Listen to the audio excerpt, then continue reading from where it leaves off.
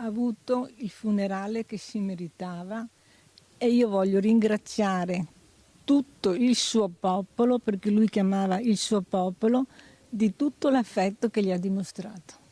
Hai sentito tutto l'abbraccio della città? Tutto l'abbraccio della città, una roba meravigliosa veramente. Me lo sarei aspettato, ma una roba così oceanica proprio no. Le parole di Maria, moglie di Giancarlo Gentilini, dalla casa funeraria di Santa Bona, hanno chiuso idealmente la lunga giornata dell'addio, commosso e partecipato allo sceriffo Giancarlo Gentilini, sindaco della città e da ora sindaco per sempre, per usare le parole con cui l'ha salutato in cattedrale a San Nicolò Mario Conte.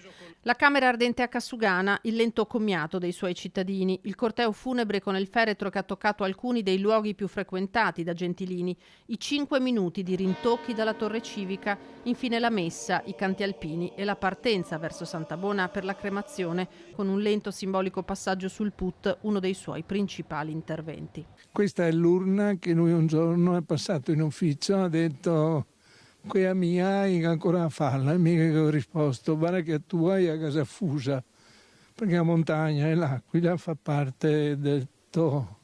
E lui ha detto: ma sì, ma a sapere ho detto certe robe, non serve parlare. Sai che questa forse va venduta, ma un'altra adesso Sorea. Ma questa è quella che ho visto io. Le testimonianze di affetto di volti noti e meno noti hanno riempito la giornata di significato. Ognuno di queste persone presenti ha un ricordo dentro e questo ricordo l'ha portato fin qua. Quindi secondo me è una testimonianza ancora più certa che il babbo ha fatto qualcosa di bene per la città. Cosa direbbe tuo papà di fronte a tutta questa gente?